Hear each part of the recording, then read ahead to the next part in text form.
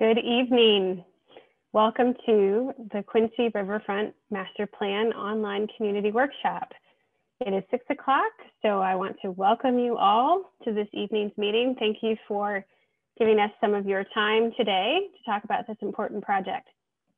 My name is Bonnie Roy. I'm a partner with SWT Design. I'm a part of the consultant team, which we will introduce you to the rest of the team here shortly. But to get you all started, and as we see numbers continue to climb, again, thank you for joining us. I'm sure you're all getting more familiar with Zoom. If you weren't already, maybe you now are for students that you might live with, but there are a bunch of tools at the bottom of your screen that I want to familiarize yourself with. So we will be using the Q&A feature, and it has an upvote opportunity. You can enter questions you have that you want answered by our team at any time. If you already have a burning question, go ahead and type it in there. We will allow time at the end of this discussion to answer those questions. But if you see other questions that you also have and want to be sure get answered, click the thumbs up button. And that way, the ones that have the most upvotes will be answered first and in that order. We also have the chat feature available. If you have an issue or want to connect with one of the panelists, your chats will only go to the panelists. You will remain muted, and unfortunately we don't get to see your faces, but you do get to see ours. We wish we could be together with you in person, but we are excited to have a very dynamic engagement with you this evening.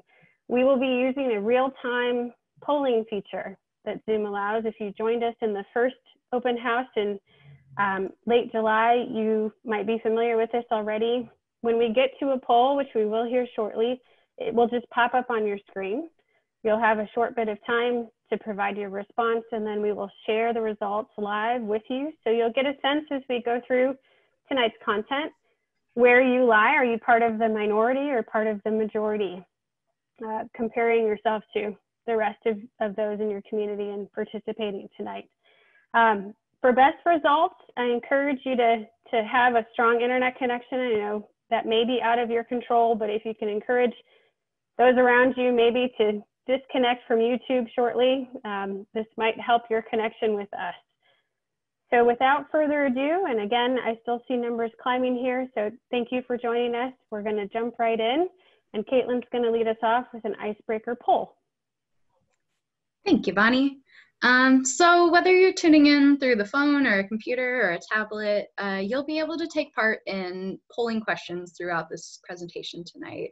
So we're going to do a test one here first, an icebreaker poll, which should pop up on your screen in just a moment. I'll read the question, and after we have the majority of participants submitted their answer, I'll publish the results for us all to see how attendees feel about the questions in real time. And also just a reminder that your responses are going to be kept completely anonymous, and they'll only show up as percentages on your screen. So with that, I'm going to launch our first poll question, which should pop up on your screen. The question is, did you attend the first open house webinar and take the community survey? This is a single choice option, so just choose one. The options are: I watched the webinar and took the survey, I watched the webinar, I just took the survey, I was not aware of the webinar or the survey, or the dog ate my Zoom link. I'll give about 10 seconds to continue answering this. It looks like we have about 50 of 70 answered right now. And a couple seconds, and I'll share those results. It looks like most people that are attending tonight did also watch the webinar and take the survey last time, so we thank you for tuning in again. And for those of you who were not aware, thank you for joining us, and definitely if you could share the information you learned tonight with others who may not be aware, that would be great. So moving on, I think Bonnie's going to take us to the next slide. Yes, thank you, Caitlin. And again, thank you for those of you who may be new to this discussion, and thank you to those who are returning. You haven't missed much. We've been in listening mode. So the meat of tonight's discussion is really on programming and creating that wish list. So get ready to share your ideas with us. Colin will start us out. We will go through the project team, share a little bit more about where we are in this process and what we've learned to date. We'll get into that idea generation. You'll have opportunities to share with us live what you feel are your preferred options. We will have a follow-up survey to this as well to supplement that. We'll go over next steps and have time for Q&A. So Colin, would you like to introduce the team? Sure, thank you, Bonnie. I'm Cullen Duke. I'm a landscape architect with Klingner and your project manager for this project. Mike Klingner is our team's water resources expert. And with SWT Design, we have Bonnie Roy. She's a lead landscape architect and planner. Paul Tenius, a landscape architect and planner. Caitlin Paline, landscape architect. And with Convergence Design, we have David Greisel. He's the architect of our team. And then finally, with MEStrong, we have Maggie Strong. She's leading our public outreach for the project. The key project stakeholders for this project include the City of Quincy, Quincy Park District, and Adams County.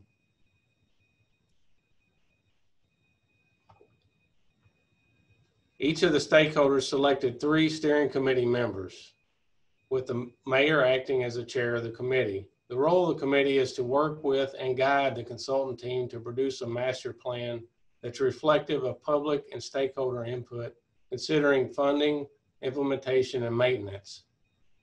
The intent is to develop a community-founded plan. Now I will turn it over to Bonnie to introduce the master planning process. Thank you, Cullen. So how does this process work?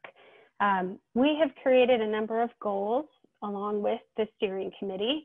And if we could go to the next slide, those goals should pop up here. And we apologize if there's a little bit of a delay on everyone's end. We know it's different depending on the device that you're using. So hopefully this is parallel to the words that are coming out of our mouths. So there's a number of project goals we feel are critical to the success of this project, of the master planning of the Riverfront. Again, these goals have been developed with that steering committee, but just to reiterate, our intent is to engage all residents of Adams County, to create a destination, to improve access to the riverfront, to develop flood control measures, to develop a unique experience, to provide space for events, to create a community adopted plan. You are all part of that process. And to be sure that we have fast implementation, things that we can do quickly, quick wins, and a way to implement this over time or a phased approach. So those goals are carrying us forward. Where are we in the process and the overall schedule? We have had 1 open house to date, which was in our listening mode. Sorry, I'm waiting for my screen to move forward. There we go. So we are here. You can see the arrow hopefully pointing to September 2nd. We have had 1 community workshop similar to this online. If you missed it, it is recorded. You can view it later if you'd like to. That open house was really about introducing the overall project, listening to concerns and initial ideas from the community, sharing what we've learned to date, the data that we've been collecting in the discovery phase. We are now moving into the concept phase. This evening's meeting is all about listening to what you'd like to see, sharing ideas and getting feedback. If we were together, you'd be putting dots on pictures. We'll do that just virtually. This information is really going to steer where we move from here. This is probably one of the most pivotal meetings that we will have. So don't be shy, share your ideas with us. We will come back to you in December with lots of options that'll be formulated based on the feedback you give today. We will move into a preliminary design phase after you weigh in on those options, and then we will continue to move forward in the final recommendations and looking at phasing and priorities as we move forward. So the overall process, as I mentioned, is really listening, which we are still doing, creating that wish list of items, which we will be doing most of that tonight and with the follow-up survey. Then moving into design alternatives, creating various concepts, showing how all of those ideas might work together in different ways. And then we will also be sure to come back to you to ask for what you feel is most important, what should be done first, how that might impact phasing, or how this is implemented over time. This project, depending on the recommendations, will be funded in multiple ways. We'll be looking at state funding, grant opportunities, public-private partnership opportunities. All of these conversations will be ongoing throughout this process, and we'll be identifying those that will be most applicable for these different funding sources as we move forward. And with that, I will hand it to Caitlin to share what we have learned to date from the online survey and the first meeting. Thank you, Bonnie. What we learned since the last open house event, we did host a public survey that had really great participation. We had 740 responses total to this survey, which was an awesome turnout. And as you can see, about 90% of those who took the survey work and live in Quincy. We'll be showing an overview of some of the takeaways from the questions that we asked in the survey here in the next few slides. So another demographic result showing up on the right-hand side of the screen shares that 68% of those who took this survey were between the ages of 35 and 64 years old. So more of a middle-aged turnout for this past survey is what we saw, and we'll see how that changes for our second survey.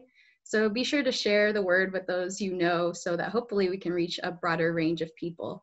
And if we could go back to the last slide, the survey result on the left-hand side of the screen was our first question that we asked what respondents' overall impression of the riverfront was. Most people said that they felt slightly positive towards the riverfront today. About 25% had a neutral impression, 24% had a slightly negative impression, and then about an equal number of respondents had either a very positive or very negative impression at 8% each. Next slide, please. So the next question we asked was, how frequently do you visit the riverfront? And here 37% said they visited a few times a year, a smaller amount said 1 or more times a week, and 29% said once a month, with only 2% saying that they never visit the riverfront at all. So this definitely shows that the riverfront is an asset that residents do use and visit today. And then when asking why people go to the riverfront, we found that most people said for views of the river, restaurants and picnicking, and recreation opportunities, with a smaller percentage saying they visit for events and access to nature, and then also access to the river for water recreation like boating. Next slide. So our next question dealt with flooding and access to the river during flood events. So you'll see that 47% said that it was okay with them if the riverfront would be closed a few weeks a year due to flooding, while 45%, pretty close, felt that part of the riverfront should always remain accessible even during flood events. Additionally, on the right side, we asked which would people rather see in response to flooding. And here 44% said that they'd like to see flood-hardened areas that can easily be cleaned up following flood events, while a smaller percentage said they'd like to see natural areas that would be allowed to flood, and a smaller group said they'd like to see areas that don't flood at all. So maybe areas that are raised or barricaded, for example. The next slide, please.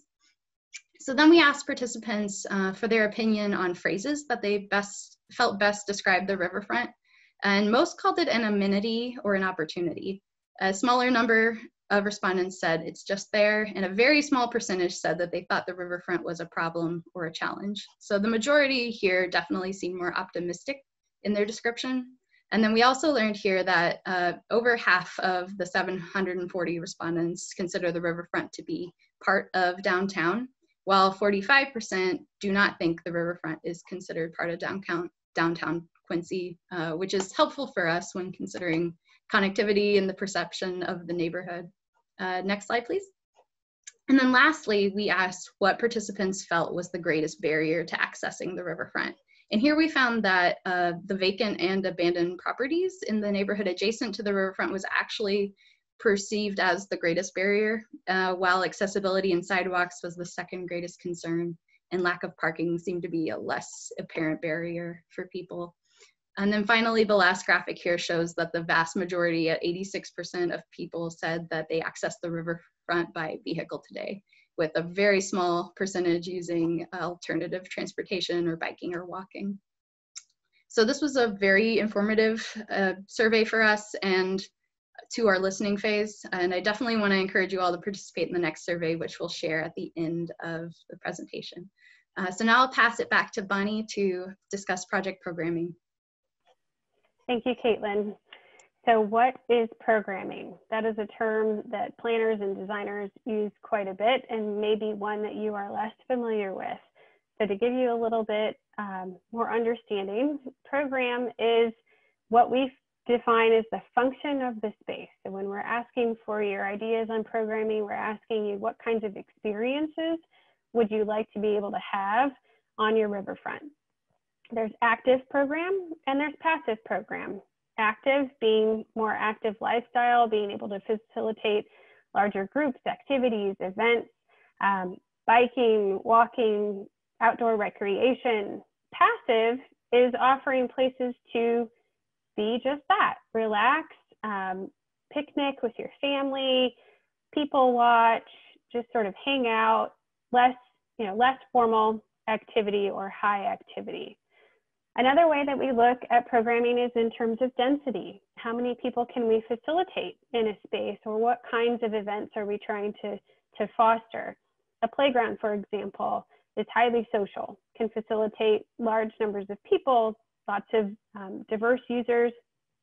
Or we can be looking at the other end of the spectrum that really create more intimate spaces where you might be one-on-one with nature or with a small group, just like your family, for example, and being able to create spaces that facilitate a wide range of densities from large populations to one-on-one experiences.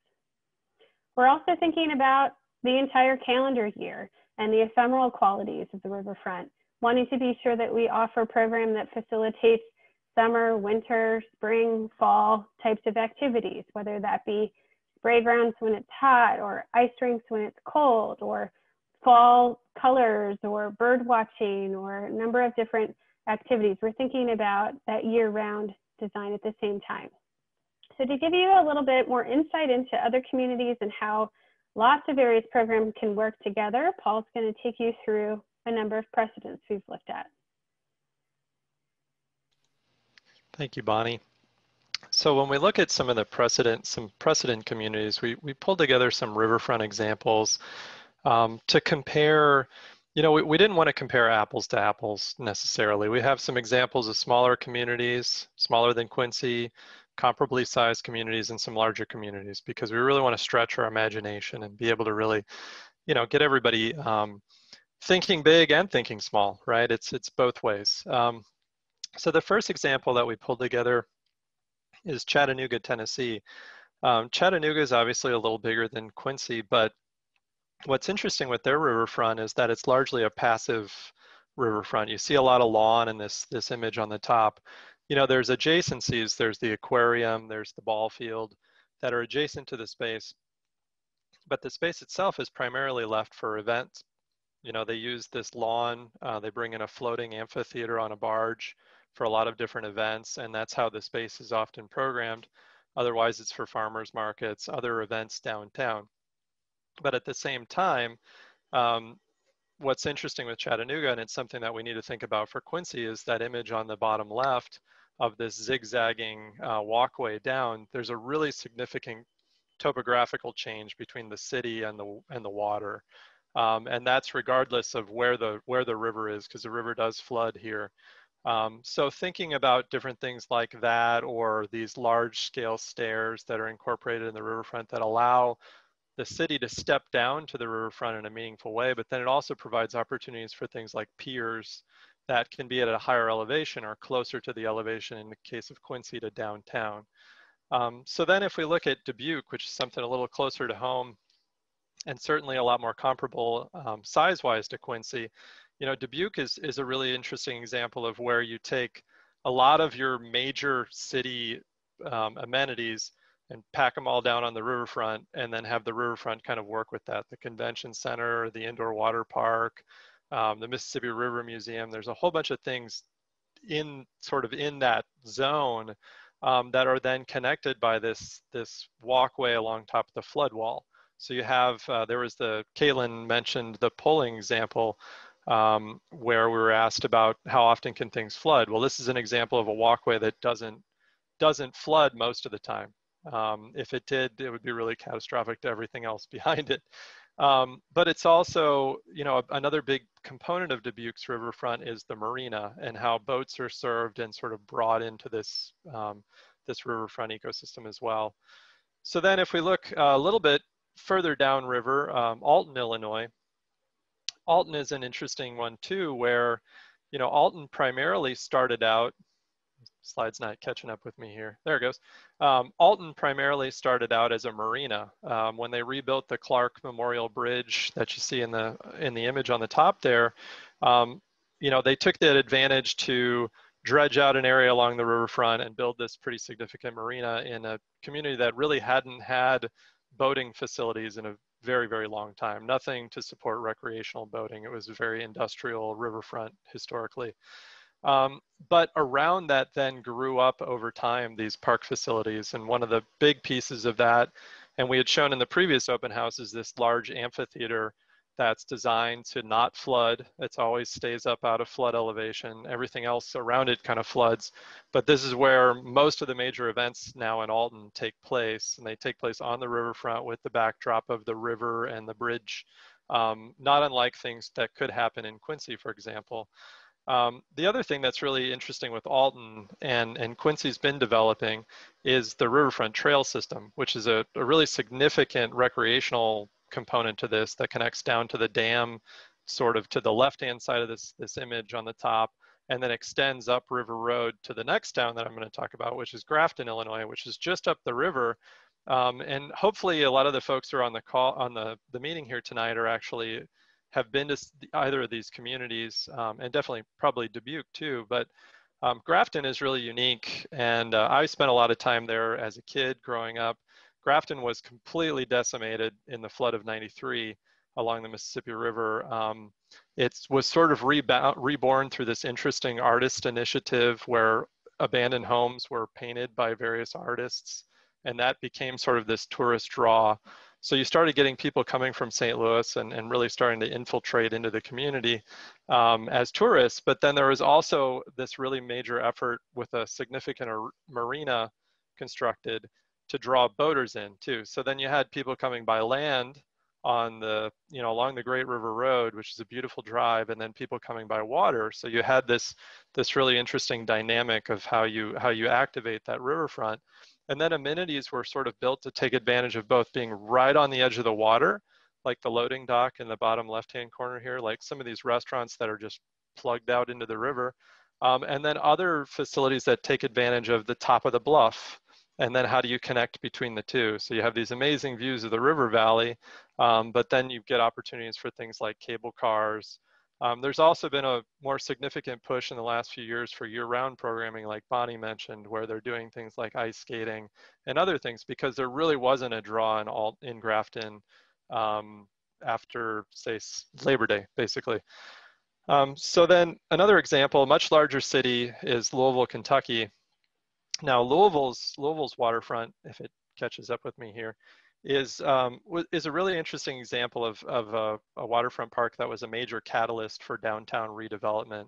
The city of Louisville's downtown was really rough, very bombed out at the time that this park was initially started. The first phases of this park were started, but a lot like the example that we showed previously in Chattanooga, it's a more passive park. The large lawn kind of in the center of the image is actually the sort of the main event space again for Louisville, not unlike in the Chattanooga example. So this is where fireworks happen on the river. This is where a lot of the Kentucky Derby Festival elements take place, outside of the stuff that happens at the horse track, of course, this weekend. But the other newer component to this was the activation of a historic rail bridge that was turned into a pedestrian and bike bridge across the Ohio River. And that bridge has become a major programming element and a major item in itself. And really it's, oh, we're gonna go walk the bridge over to Indiana, or we're gonna go walk the bridge over to Kentucky. I mean, it's an event in itself. So definitely something to look at for Quincy purposes. Now, if we look at the last example we had was Owensboro, Kentucky, also on the Ohio River. And Owensboro is a really interesting example of how they dealt with the flooding on the river. It's largely behind a seawall. It's very comparable in terms of being about a you know, sort of a narrow piece of property with a road behind it. So it's very comparable to the core area that we're looking at in Quincy, but tons and tons of programming. This is not a passive park. There's water features, there's spray grounds, there's a gigantic playground, which is very over the top and amazing. And then the north end of the park actually ties in with the National Bluegrass Museum. So not unlike Dubuque, where there are other elements that help to activate the space and they can pull programming from nearby into the space. So with all of these, there's different balances. And if we compare, one of the reasons we wanted to look at these was, again, to show different ranges of community sizes. But what's really interesting when you compare all of these park spaces to what's available in Quincy in terms of the riverfront, is Quincy is much larger than Chattanooga's riverfront. It's much larger than a lot of Dubuque's riverfront. There's more than Alton, there's more than Grafton. It's actually on par with a city like Louisville in terms of the amount of riverfront parkland and space there is to program. So there's a lot of opportunities from a programming standpoint.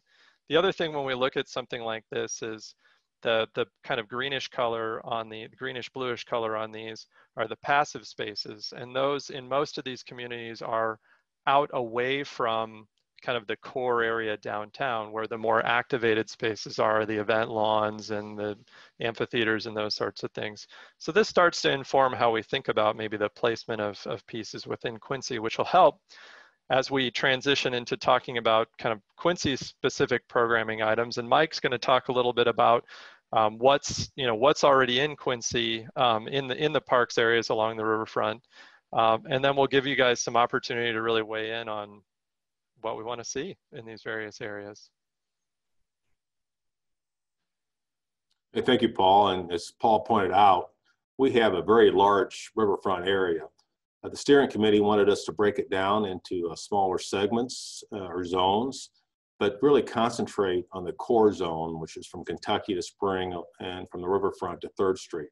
This is the area that's most impacted with the new Mississippi River Bridge, changing it from Main Street to York Street. This is also the area that improvements, enhancement funds may be available as part of the bridge project. So when they're locating the bridge, comes with it, like we talked about in some of the other communities, is additional dollars for the impact to the area. So this area in the core zone includes Clad Adams and Edgewater Parks, and really what we consider today the core area of our riverfront. Zone A is really from Spring to Chestnut above the bluff, but includes Kessler Park and part of the Riverview Park area on the bluff. And then Zone B is from Chestnut to Locust and includes Lincoln Park and All-American Park. Of course, Lincoln Park is not fully developed at this area and has a lot of opportunity for change and improvements. Also in this area on the bluff, we have Sunset Park. And then surrounding these zones we have the opportunity to connect to the area. We have Bob Bangert Park, which is already in the process of being more of an environmental and wetland area, educational area. It's getting a lot of use. The Quincy Park District is seen as one of the more popular areas for educational opportunities for environmental interest in young children on learning a little bit about nature. With their wetland areas, and has a lot of donated dollars already going to this area for development. The other connections we have, including these bluff parks, but also Quinsippee Island. So we wanted to show the entire riverfront area. As Paul talked about, it's a big area, with the core being the area that's primarily impacted where we may have funding dollars coming in with the new bridge at York Street, but also what we can do in these other areas. So I'll turn it over to Colin on the current programming elements. Thanks, Mike. Our current riverfront includes both passive and active programming elements. Clad Elms Park, includes the bandstand and shelter, the fountain, walkways, and areas to enjoy the scenic views. Kessler Park offers a shelter, playground, picnic areas, boat launch ramps, and interpretive areas illustrating Quincy's historic flood stages. Lincoln Park offers a universal playground, shelter, and skate park, so that's a much more active environment. Other programming elements include Art Keller Marina, the boat clubs, and Bob Bangert Park Nature Area. So Caitlin will now launch our next poll. Thank you, Colin. And for those of you who have tuned in since we did our last poll, we will do a live polling question that's going to pop up on your screen here in a moment. And so the question deals with the current programming we just discussed. Which of the current programming elements do you utilize along the riverfront today? This is something where you can select all that apply to you. And also there's several options on this one, so you might have to scroll down to see those additional options. So here you can choose shelter, restrooms, the playgrounds, fountain, the boating or river recreation. You use the boat clubs. Do you use the dining or restaurants, fishing, interpretive signage or historical signage, and the walking and cycling opportunities? I'll give about 15 more seconds for this one. We have about half of the attendees responded so far.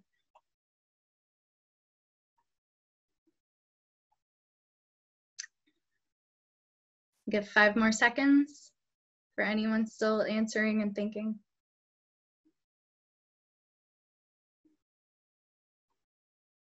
Okay, gonna publish those results now. We have most people in there. So it looks like from the results, a vast majority use the dining options that are at the riverfront today, with just slightly less using the riverfront for walking and cycling, also using the shelters, the restrooms, and the fountain are other top ones there. Oh, and I apologize, I didn't share the results there. So you can see the full results on your screen now with dining, cycling, and the others, how they rank. All right, so next we're gonna move to Bonnie to discuss some program ideas. Thank you, Caitlin. Okay, so this is the fun part of this evening if you aren't already having fun. And we are seeing some questions related to the previous survey, and I think it's great because I'm glad many of you have participated in that. And the feedback and ideas that you've generated already to date have helped influence some of the images that we will show you.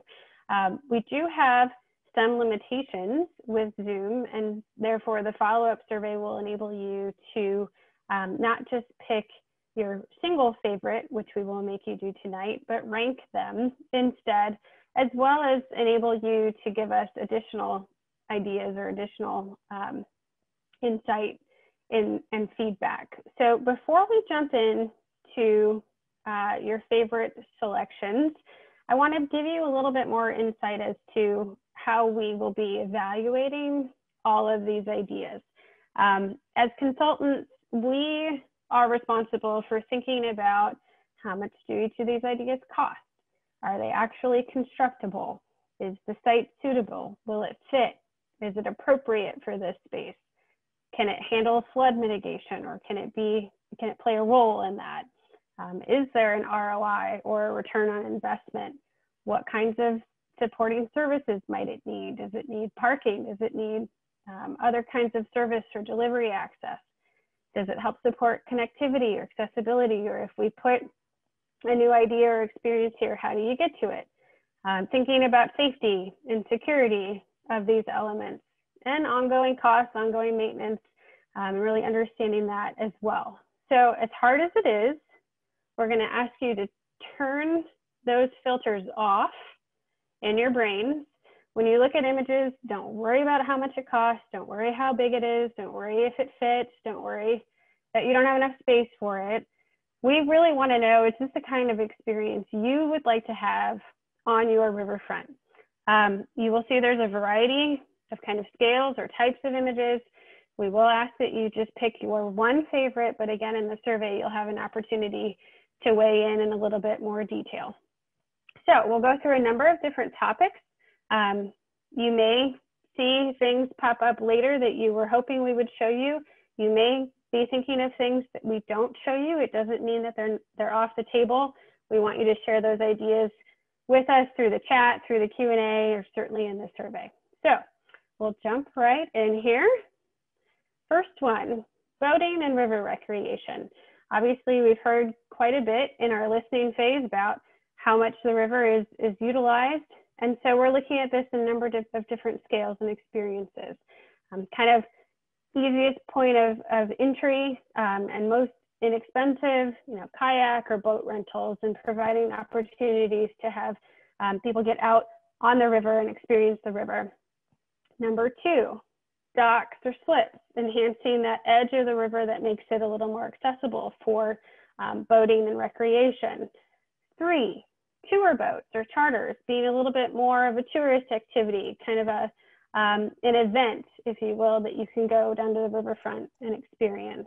Or 4, that larger scale cruise boating, the larger riverboat docking and facilitating cruising along the Mississippi as being a destination, having Quincy as a destination along those cruise itineraries. So Caitlin will launch the poll. We will ask you to pick the one you would most like to see, and we'll see where your heads are. Thank you, Bonnie. So I'm going to launch the next poll for these, and this will be the first of a series of program elements that we'll ask you to give your opinion on. We're seeing that some of you are having trouble with the polling, so just a reminder that hopefully you can see on the bottom of your screen there's an option to select polls if it doesn't pop up for you. So I'm launching it now. Of these 4 items we just showed, pick your favorite, your top choice. Which type of boating or river recreation would you most like to see at the riverfront? With number 1, kayak or boat rentals. Number 2, docks or slips. Number 3, tour boats or charter boats. Or 4, riverboat docking for steamboats or paddle boats. I'll give 10 more seconds. It looks like we're waiting on just a few more.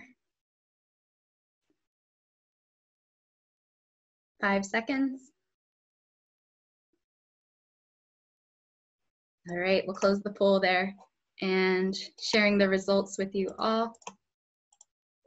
It looks like most would like to see riverboat docking, so opportunities for those to dock at Quincy, with the second place being kayak and boat rentals. So that's great. Next, I'll turn it to Bonnie for the next program element.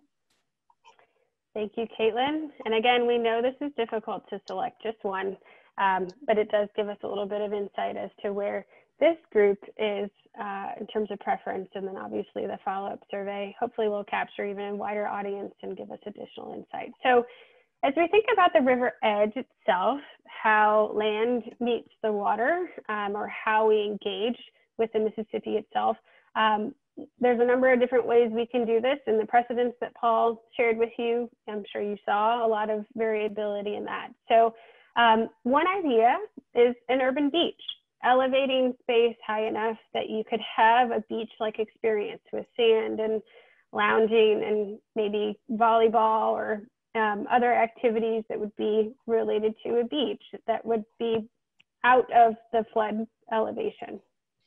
2, a boardwalk, something that can really facilitate circulation, bring people along the water's edge and be a connectivity element. 3, a seawall that enables maybe opportunities where that wall can break down and you can engage with the water, touch the water, that it can facilitate lots of various flood elevations as well. Or 4, and we know this image is not Quincy, we're not suggesting we build mountains in Missouri, but I think you can get the picture. There are some incredible views, as you can see behind most of the panelists this evening. Incredible views that can be captured here, and that was part of the #1 reasons, or top reasons I should say, that folks come to the riverfront today. So how can we maybe capitalize on that, provide observational piers, opportunities to look out at the river? So Caitlin will launch this next poll. Thank you, Bonnie. And also one more thing to mention for these polls, that all of these will be featured on the survey if you aren't able to access the polls. And also in the survey, you'll have the option to rank these and not just choose one. So for river edge experiences, which would you most want to see along the river's edge? #1 being the urban beach idea, 2, a boardwalk, 3, a seawall or an opportunity to touch the water, or for an observational pier. I'll give 10 more seconds. It looks like we have most people voted. 5 more seconds.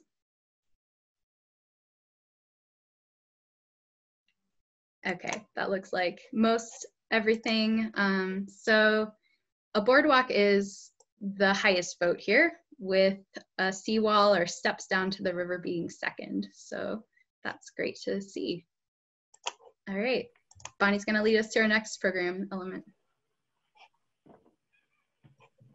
Okay, so I think we saw already when you were voting on the existing program that you use, that dining has a high percentage of participation. How might we build upon that and create even more vibrancy with the dining opportunities? So again, kind of a various range of scales here. One being very mobile and very transitional. Picnic and food trucks could also be something that's implemented in a very short period of time. 2, food kiosks, a little bit more permanency, but also very nimble. 3, more restaurants, and that could range from $4 sign riverfront view restaurants to just having a wider variety of options of sit-down restaurant opportunities. And 4, barge venues. Is there an opportunity to have restaurant venues on real estate that doesn't exist today, similar to examples that Paul showed? How do we even expand the amount of space that we have and have a unique on the river restaurant dining experience? So I'll let Kate launch this poll. Great. So for dining opportunities, which type of dining experience would you most want to see? With 1 being picnic or food truck space, 2 being food kiosks, 3 restaurants or additional, and 4 barge venues or floating venues. I'm going to give 10 more seconds on this. 5 seconds. All right, let's share the results. Looks like the majority for dining vote that restaurants are what they would most like to see, with food kiosks being second. Next, I'm going to turn it over to David to discuss some residential ideas. Hi, this is David. And when we went through the survey results, you may have noticed that abandoned or vacant properties was seen as a significant deterrent to accessing the riverfront. Also, in that first open house, we detected a lot of interest in development opportunities around the riverfront. And I want to emphasize that while the folks associated with this master planning team won't be building any of these projects, it might fall within our purview to identify sites or create opportunities for private development to occur. So we're going to look at a couple of those opportunities in these next couple of polls. The first poll we're looking at is around residential development. And as you can imagine, residential development can take many forms and many scales, all the way from single-family homes to high-rises. We've kind of bracketed some possibilities more in the middle of that range here, suggesting option 1, maybe a 3 or 4 level townhouse that would be an owned structure that would come all the way to the ground with multiple levels. Number 2, a sort of traditional mixed-use residential project that would have perhaps 3 or 4 levels of apartments layered on top of a ground floor retail space that could be used for a restaurant or other retail commercial uses. And then number 3, condominiums, which could actually take either the form of townhouses or flats. And again, the building density here shown as 3 stories, but that, it could be more, could be less, depending on what the market conditions are. So the next poll will ask you which of these residential options seems appealing for potential development on the riverfront. Okay, so I'm launching that poll now. Which type of residential development would you most like to see within the project area? 1, townhouses, 2, mixed use residential with businesses on the base floor, or condominiums being the third option. I'll give 10 more seconds. This might be the easiest of all the polls. Yes. Only 3 choices. All right, looks like we have most people have voted with a very large majority selecting mixed use residential. So Great. David's gonna take us to the next. So the next option, series of options is around commercial development. So in addition to residential, there's obviously commercial development opportunities on the riverfront. And again, I just want to emphasize that the master plan won't be building any of these, but might identify places for public-private partnerships or private development to sort of fill in the blanks along the riverfront, or possibly to take industrial properties and repurpose them for more public-facing uses. So obviously, number one is retail, which generally wants to be at the ground level, which can be somewhat challenging in flood-prone areas because there are pretty specific regulations about how low the ground level can be. Number two is a hotel. In this case, the illustration is a renovated property repurposed as a hotel, but gives you an idea of what a hotel might feel like along the riverfront. And number three is office use. So I think pretty self-explanatory. And again, the illustration doesn't mean it has to be a 7-story building. It could be a 3 or 4-story building or a 2-story building. So I will launch the poll for commercial development. Which type of commercial development would you most like to see within the project area? With number 1, retail, number 2, hotel, or number 3, office space? I'll give 10 more seconds.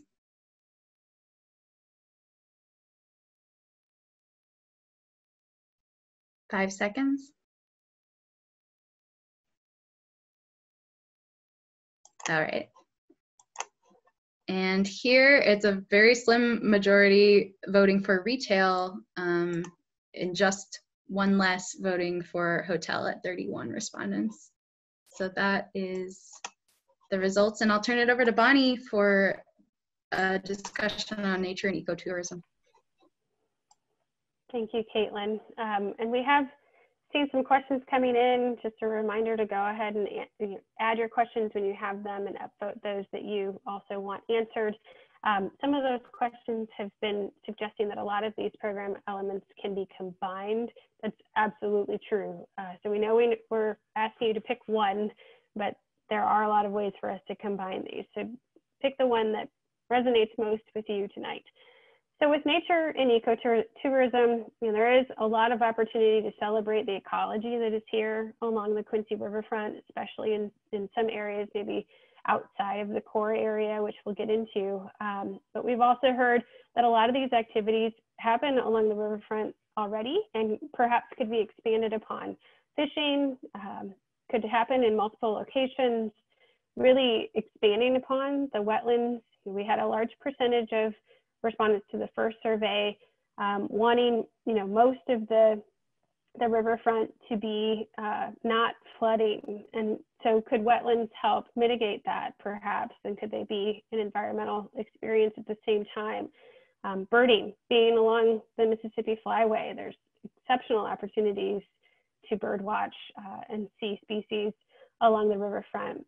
And 4, botanical gardens, maybe a slightly more programmed element that expands upon the ecology that's here. That could be interpretive and interactive, but also another way to really exploit the nature along the riverfront. So I'll let Caitlin launch this poll. Okay, and your next poll question should pop up on your screen. Which of these nature ecotourism elements would you most want to see on the riverfront? Number 1 being fishing, number 2, the wetlands or natural areas, 3, birding or bird watching, and 4, botanical gardens. I'll give 10 more seconds. 5 seconds. And we'll close the poll. So the results here is the majority voted or has selected botanical gardens with a second place being wetlands and no votes for birding. We will turn it to Bonnie for gathering. Okay, earlier on in this meeting, we talked about the density or scale of spaces that can facilitate different volumes of people. So keep that in mind when you're looking at these images. Creating this space for events is one of the goals of this project, creating a community gathering space. And so we think about how we might do that. There's a number of ways to do that. One, an event lawn, a very multifunctional way to address gathering, can be a space for community yoga, could be just a place to fly a kite on a day by yourself or with your family. Two, an amphitheater, being very focused on that function, a bandstand, the opportunity to really have a place for concerts and large outdoor events. We know that this is a concept also being explored by the Park District, and so that is kind of being folded into this study as well.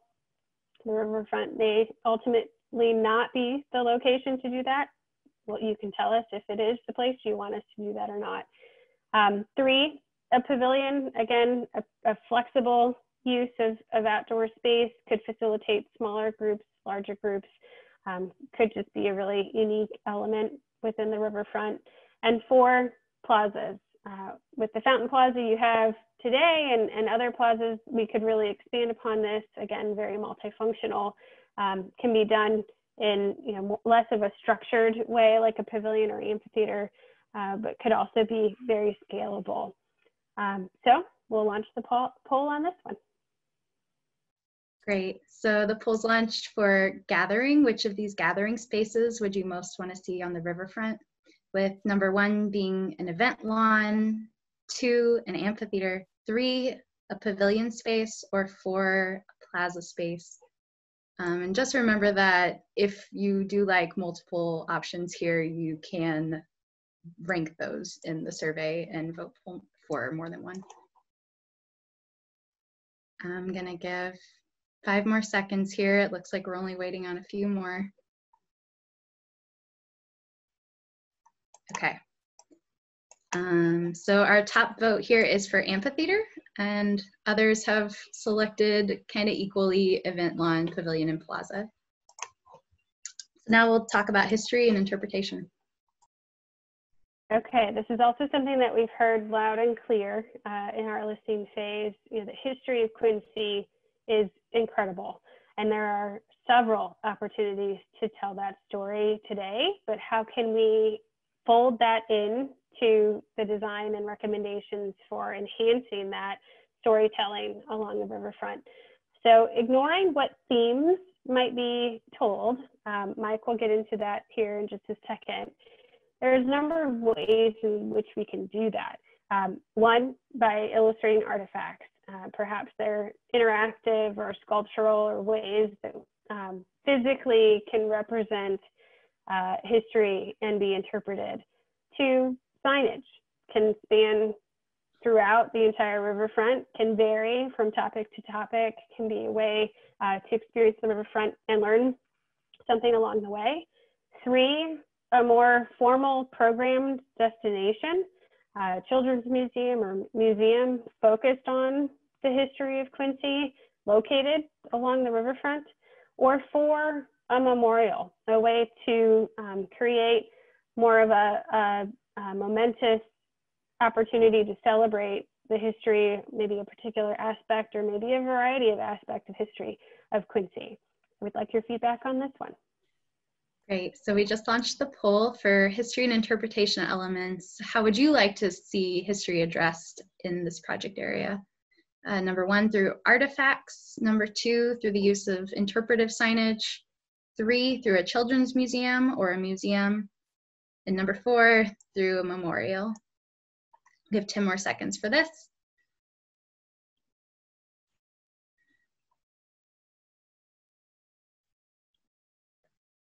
And it looks like we have most everyone responded now. And sharing the results, it looks like Children's Museum and Museum is the most popular here by far, with interpretive signage and artifacts also being close.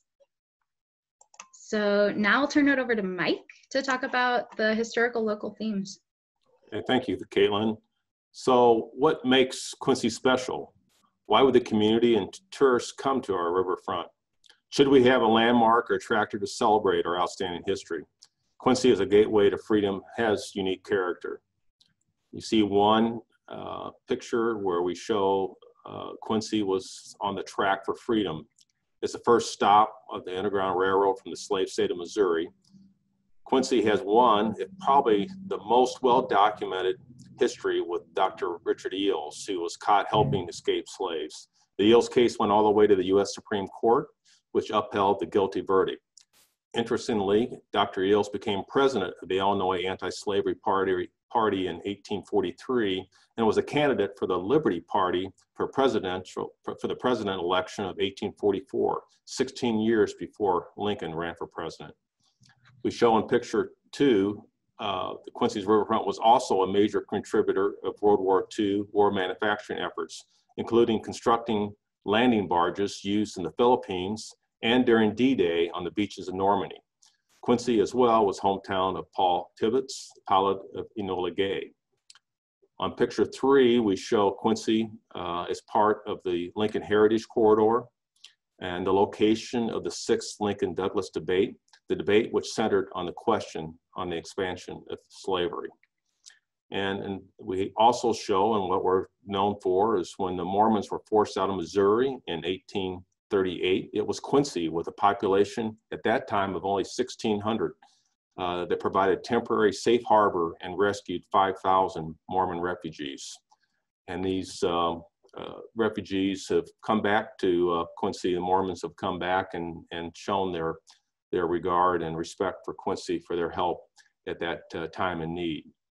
And in the 5th picture, we show Father Tolton, a former slave born in Rawls County, Missouri, whose family escaped to Quincy, attended Quincy's St. Peter Parochial School, and became Quincy's first became America's first Black Roman Catholic priest, and is actually on the steps toward the church's first African American saint. So wow, we have a rich history. So should Quincy, as a gateway to freedom, have some type of landmark or theme as part of our riverfront? Back over to Caitlin. Thank you, Mike. So the polling options should pop up on your screen now. Which of these historic local themes would you most want to see incorporated along the riverfront? With number 1 being the history of the Underground Railroad in Quincy, 2 being the World War II manufacturing that took place in Quincy, 3, the local history related to Abraham Lincoln, 4, the history of Quincy as a Mormon sanctuary, or number 5, the history of Father Tolton in Quincy. I'm going to give 5 more seconds for this one.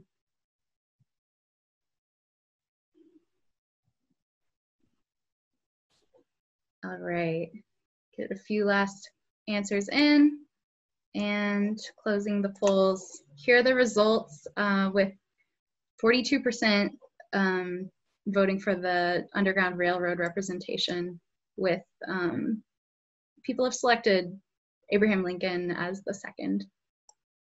So thank you for sharing this, and I'll turn it over to Bonnie to talk about attractions.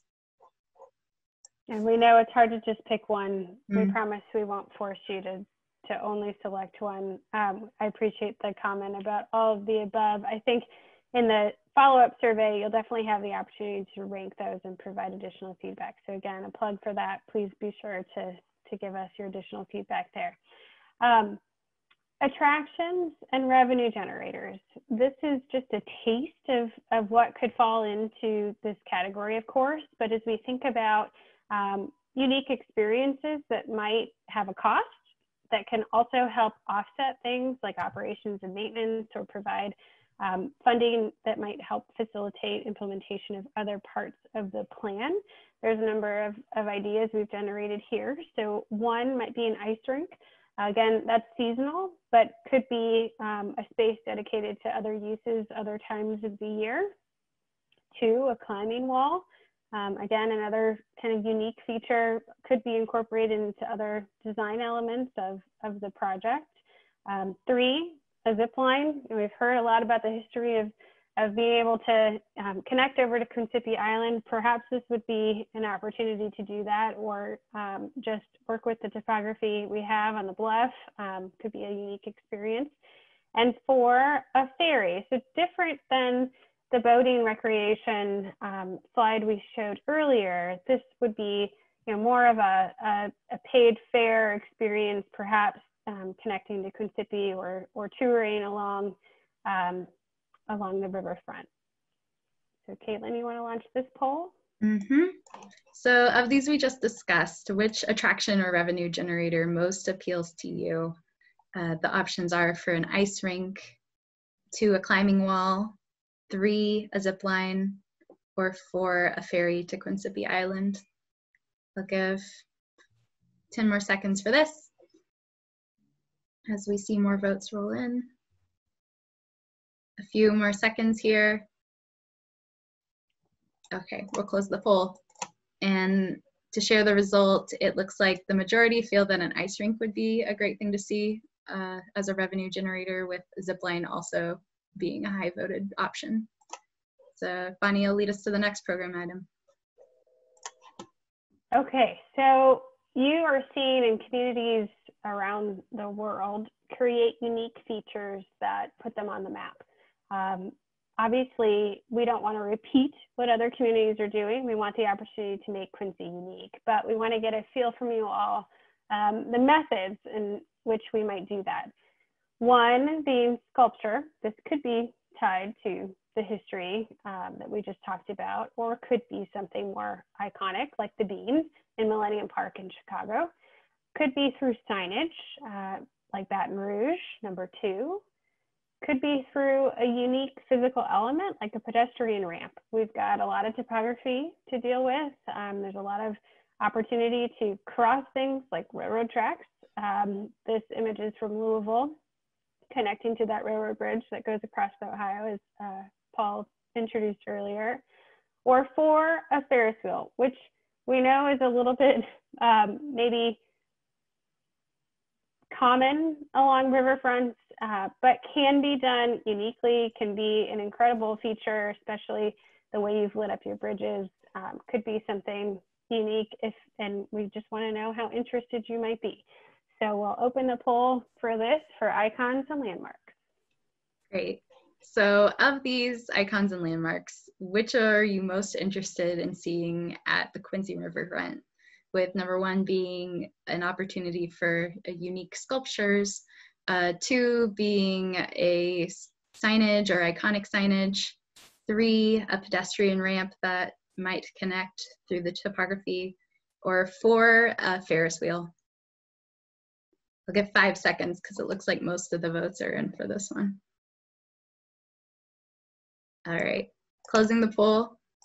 And the major result here is for a pedestrian ramp that would mitigate the topography and be an icon, with 15% saying Ferris wheel and 13% saying sculpture. All right, let's move to connectivity, or free attraction, sorry. That's okay. Okay, so we talked about some that might generate revenue. Obviously, much of the riverfront today is free and inclusive and open to all. We certainly want to maintain that. And there's a number of ways to do that and attract a variety of different users. So some suggestions of those free attractions could be playground. We know you have playgrounds in the parks there, but we're thinking maybe something more of a destination playground scale, something very unique to Quincy and to the region. 2, spray ground. Those certainly could be combined, but how needed is water play in Quincy. 3, outdoor recreation. We're showing shuffleboard, but that doesn't mean that could be the only type of outdoor recreation. You know, is it more active court type recreation, pickleball, basketball? There's a number of opportunities there. Or 4, a dog park. Everyone loves creating a place to bring your family pet, as well as an opportunity to socialize while doing it. So you can give us your feedback on these free attractions. Great. So of these free attractions, which would you most be interested in seeing at the Riverfront? Number 1, a playground. Number 2, a spray ground. 3, outdoor recreation opportunities. Or 4, a dog park. I'll give 10 more seconds to answer this one. And 5 more seconds. Okay. Closing the poll. And it looks like outdoor recreation is the most popular of these, with the spray ground at 23% and a playground at 21% coming in second and third. All right, let's move to the next item. Okay, I promise there's only a couple more of these, and then we'll ask you some broader questions. So connectivity to downtown, I know that there was some conversation both in the chat and the Q&A about this. In the first survey, we certainly asked for feedback on how connected to downtown did the Riverfront feel. We heard that most feel that it is connected. However, that connection can certainly be enhanced and improved. And so there's a number of ways that we're looking at trying to strengthen that connection to downtown, especially in that core area. So 1, a funicular, something that can move people up and down the significant topography that you have. It could be an experience within itself. 2, a chairlift, similar, but a little bit different. 3, a switchback, like in Chattanooga that Paul showed earlier, something that would be easy to navigate with strollers, wheelchairs, any person being able to navigate that could make that an interesting experience at the same time. 4, stairs. Sounds pretty simple. You can see in that image that there is an accessible ramp adjacent to it. Obviously, we will be thinking about accessibility with all of these options. Or 5, using street network for something like a trolley or another kind of people mover that could transport folks from downtown to the Riverfront. So of these connectivity options, which would you most like to see implemented to improve connectivity to downtown? Number 1 being a funicular or a streetcar, 2, a chairlift, 3, accessible switchbacks, number 4, stairs, or 5, a trolley. I'll give 10 more seconds for this. And 5 more seconds here. Looks like we got a couple more coming in. Okay, closing the poll.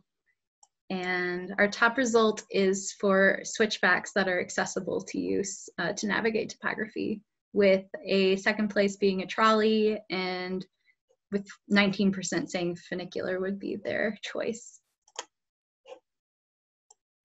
And we're gonna look at that last option here. I find it incredibly interesting that you're all over the map with those options. That's fun. Okay, last but not least of the programming idea slides. Obviously, connectivity and the circulation throughout the Riverfront is really important. There are a number of ways to particularly address pedestrian and bicycle connectivity. We certainly want to tie into the trail network that is there today, but also improving the pedestrian and bicycle experience. So when you think about the types of experiences you want to have on foot or on bike along the Riverfront, we want your feedback on kind of these 3 scales. 1, more nature trails, more opportunities to be kind of off hard pavement and mixing with nature. 2, more of a dual path, a very dedicated pedestrian and bike path system. Or 3, thinking about pedestrian bridges. Perhaps those are bridging things like railroads, perhaps even to Quincy Island, enhancing that connection, really thinking about those broader connectivity opportunities with bridges. So for polling related to pedestrian and bicycle connectivity, which would you most like to see to improve the connectivity on the Riverfront?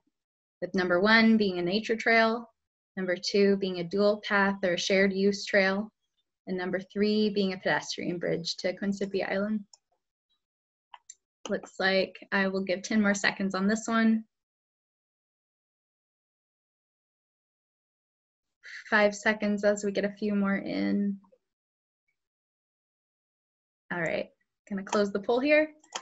And 51% say that a dual path or trail would be great to see on the riverfront, with 35% saying a pedestrian bridge as well. So just keep in mind that these could be totally different when we share in the survey online, especially with being able to rank. So make sure you fill that out as well following this tonight.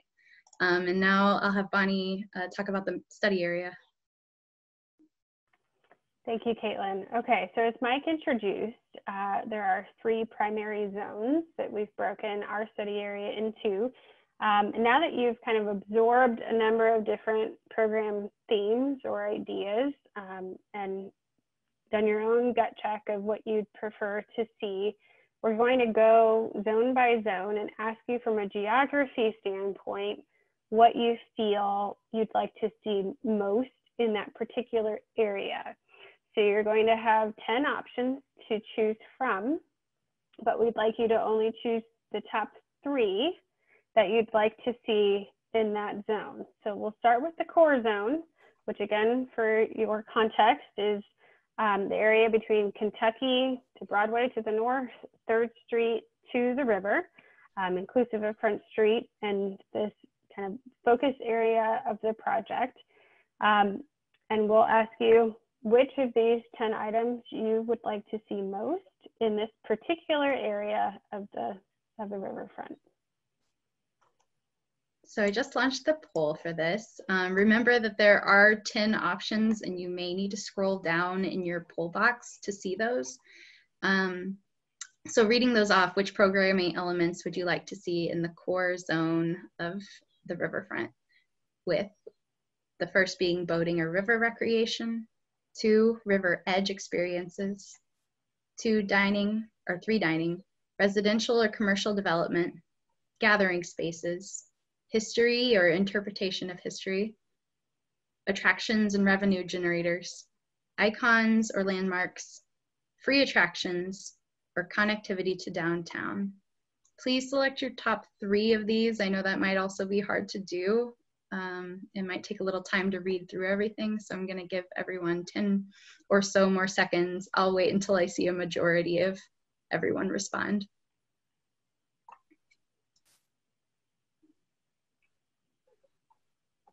It looks like we have about 60, so 70% of everyone has voted. Let's try to get those in the next 5 seconds if we can. Okay, that looks like almost everyone. I'm gonna close the poll and share the results. So keeping in mind that everyone has voted for 3, it looks like dining is the most popular with 62% saying they'd like to see that. I also see connectivity to downtown being a high ranker, and then residential and commercial development at 36% is another high option, with attractions and revenue generators at 35% also being popular. This is great to see, and we're going to move to the next zone for your thoughts. Yeah, so Zone A being largely Kessler Park and significant railroad infrastructure. Obviously, we realize there's some limitations to the development, so you won't have the exact same 10 options as you had before. We filtered that slightly for you. But again, thinking about this particular area of the study area of the riverfront, which of the program items would you most like to see? Sorry for the delay. So for Zone A, the options are boating and river recreation, river edge experiences, dining, nature or ecotourism, gathering areas, history or interpretation, attractions and revenue generators, icons and landmarks, free attractions like playgrounds or spray grounds, or pedestrian and bicycle connectivity. So remember to pick your top 3 for this one before submitting. And it looks like we have about half of our votes in, so I'm going to give 10 more seconds.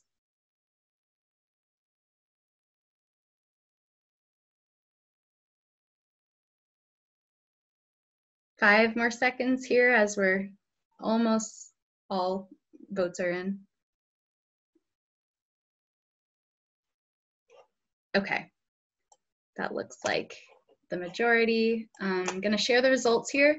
Pedestrian and bicycle connectivity for area or for zone A is what we're seeing the most of, with river edge experiences being pretty close behind, boating and river recreation at 43%. And then it also looks like free attractions ranks pretty high here. All right, we're moving to zone B now. Unmuting would be helpful. The last zone we'll make you vote on. Again, this is the zone furthest to the north where All-American and Lincoln Parks are located, pretty spacious area. When you're thinking about how you use this space today, or maybe how you'd like to use the space in the future, how is this space different? Again, you'll have 10 options and you can pick your top 3. Great, so your last polling question of the night, looking at zone B, which programming elements would you like to see? And again, please select your top 3 before submitting and we'll get started. Would you like to see boating or river recreation, river edge experiences, dining in this area, nature or ecotourism, gathering spaces, history or interpretation, attractions and revenue generators, icons and landmarks, free attractions, or pedestrian and bicycle connectivity? I'm going to give 10 seconds here, again, as we see the last few votes come in. 5 more seconds here.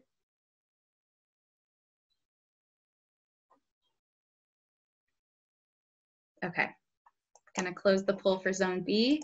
And with a different option coming out on top here, nature and ecotourism seems most appropriate to respondents for zone B, with a very close second being pedestrian and bicycle connectivity, which definitely seems to work well with zone A as well. Boating and river recreation and river edge experiences are also high voted, as well as gathering here. So that is our last result of the night. Now I'll turn it over to Cullen to discuss next steps. Thank you. And we want to thank everyone for participating in tonight's community workshop. Your feedback is key in this process to develop this master plan. So now let's talk about what happens next. So after this meeting, you'll see a SurveyMonkey link allowing you to rank the programming items in each category and provide written feedback. And we want to make it clear here that there are items that we did not cover tonight that will be part of that survey. So please take the time to review that, and you'll have more time to think about your answers and also provide written feedback. The input provided will be analyzed and utilized to develop project scenarios. We'll evaluate the concepts against the filters that we discussed earlier. And then we'll reach back out to you, as Bonnie said, in December for additional feedback on the plan options. So now I'll reintroduce Maggie Strong to lead our question and answer session. Thanks, Cullen. So we've had a few good questions here, and a lot of some of them we were able to address just on the computer, but we have about 7 here that we'll try to address now. And if you have a couple more, please feel free to jump in. So our first question from Nathan: has there been any discussion about minimizing the water treatment plant facility? It lies directly in the center of the core area and really breaks up any connectivity along the river. Mike, did you want to take that one? Yeah, we know that they are making some significant changes to the water treatment process. Right now, we're taking water directly out of the Mississippi River. They are looking at some additional alternatives, including a series of well systems. So that means some of the buildings that are on the riverfront now may be available. We're going to continue to use part of them. They're not going to relocate the entire water treatment plant, which is now over 100 years old, but it has been maintained and updated over the years. So this new way to do water, as far as getting it from a well system, would mean that the pump building, for example, that's right behind the sheet pile wall, it might be one building that would be available. for other types of development. And we will not get totally away from some of the basically city use of the property, but it will open it up to having it more park-like and additional types of development that we've been talking about today. Thanks, Mike. And we also had another question pertaining to that. And could we retrofit the water treatment facility to become something to host our history museum, et cetera? I think the answer is that that's a great idea. That's something to consider. And depending on what properties are available, that could be something that could come about. Right. Okay, our next question. It appears in the survey, vacant abandoned properties were one of the top issues which prevented people from visiting the riverfront. What did Louisville do to activate its downtown development? Paul, do you want to take that one? Sure.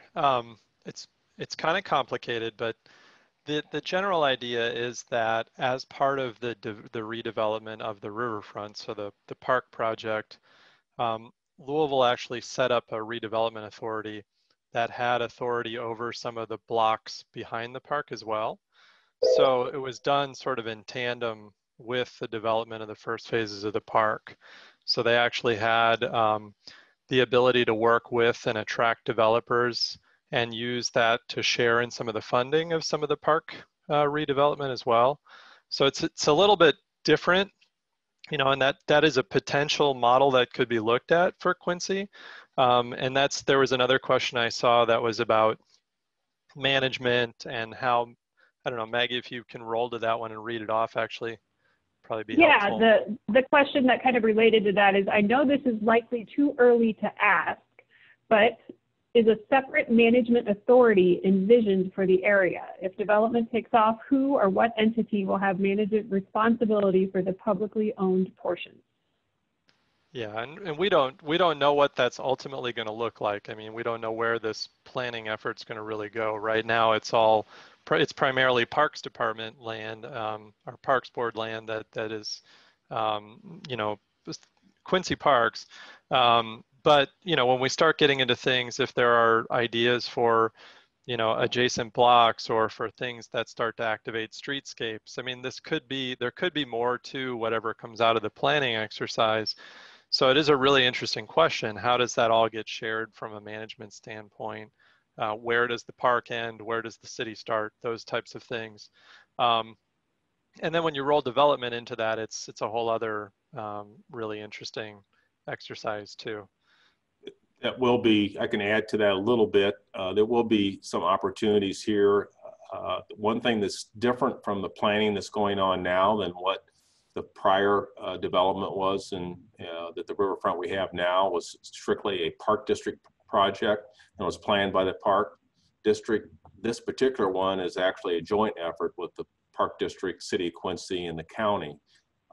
And what we've seen popular is setting up these separate NGOs or nonprofit type groups that are intergovernmental agreements, and also opens a door for contributions toward improvements. So I think, you know, as we get through this, that will be something we'll look at, is how we're going to maintain it and manage whatever is ultimately developed. That's a good question. And one more thing just to add on the Louisville example along those lines, Mike. The Louisville's waterfront was originally a city, state, and there was a federal component too, because there was a flood control piece.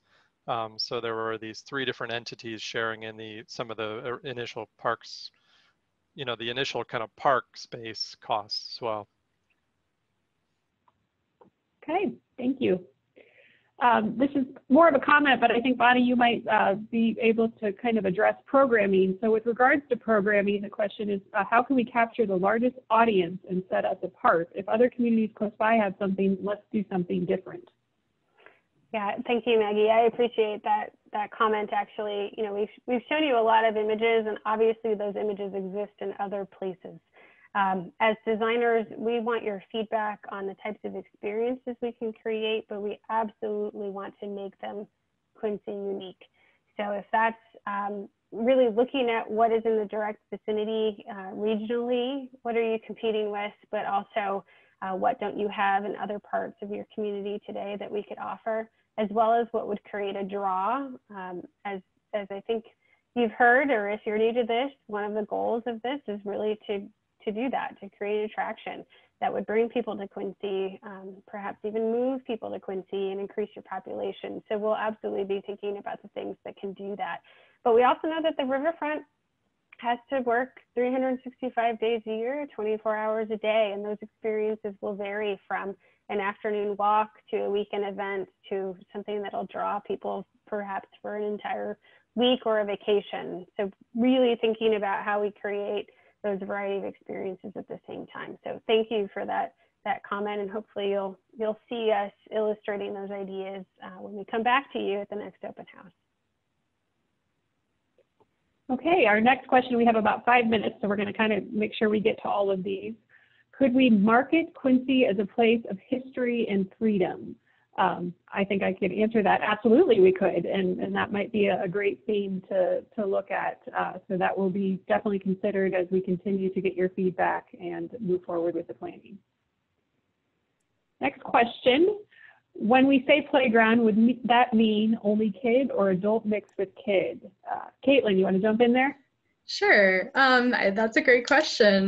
Definitely sometimes with playgrounds, you'll want to separate age groups, but it's not off the table to think about something that creatively combines uses for different age groups, from adults to children. There's a lot of great examples out there for, especially with swings or slides or spray grounds too, ways that you can make a feature really enjoyable for any age. So that's definitely something that's not off the table and that we can look at for sure. Thank you. Our next question, have you guys looked at the fountain in Branson, Missouri that does a water and fire show? Pretty incredible, would be great with the Quincy Bridge illuminated. Anybody on the team familiar with that? I can pipe in, Maggie. Yes, very familiar with that at Branson Landing. And yes, that has come up multiple times in our conversations and certainly during our listening phase. So we appreciate that suggestion. Yeah, we had several questions that kind of around the theme of, what's going to be the big attractor, and we had some programming polls around both icons as well as things that are uniquely Quincy. But I think the thing that will really be a home run for us as a planning team is we can figure out what is the iconic thing that is also uniquely Quincy. So we're not just borrowing the Bellagio fountain from Las Vegas, but coming up with something that's unique to Quincy. Exactly. Okay, our next question, how can we better get the community on board and better involved with these great ideas? What additional upcoming opportunities like this one are coming available? Appreciate that comment, Trenton, and I'll say continue to spread the word through social media by asking personally your friends and colleagues to get involved. I think that personal ask is so important. We do have our Riverfront Master Plan Facebook page. We have a Quincy Next Strategic Plan Facebook page which shares all of this information. We get out to the media with all this information. So just asking questions of your friends and colleagues, and even those who might not be all on board, we want to know why, and we want to know what they think. There's a lot of good things about listening to folks' different opinions. So our next public meeting will be in December. So of course we have the survey that we're sending out right after this this workshop this evening. So please encourage folks to fill that out, and please fill it out yourself. If you attended, we still want you to fill it out. But those are just a few ways that you can get involved right now. Okay. I think, could we add statues to commemorate those who were on the Underground Railroad and also the priests that you guys spoke of? Again, I think everything's on the table at this point. It depends on where the community wants to invest and how they want to celebrate. And there's a lot of great opportunities in Quincy to celebrate our history. So that's a good thing. It's the difficult thing is who do we celebrate and commemorate first? I think not that we don't have anybody to pick from. Scrolling some of the newer questions. If we had this rich history from all the way of the time of the Underground Railroad to the World War II, could there be a way the path leading to the river we could take them through the history of Quincy. That's a great thought. We love comments like that. I hope that, you know, obviously we'll collect all these comments from tonight's presentation, but we also want to hear those in the surveys. And you can also, another way to get involved, as Trenton asked, was to email us at info@quincyriverfront.com or send the information over the website. All of that information is going to the consultant team. We take everything, and we really want to hear your ideas and thoughts, so appreciate that. So it looks like we're right at 7:30. We need to move on to Colin for next steps and to close us out. Yeah, as I said earlier, thanks again for everyone that participated. And please take the time to fill out that survey and have your friends and colleagues fill that out. And we hope to continue to get more and more community involvement and additional input. Thank you very much. And this is just a reminder that we have our next open house in early December, the 2nd of December. So not sure if that'll be a Zoom or in person, but we can always hope for in person, and we'll look forward to seeing you there.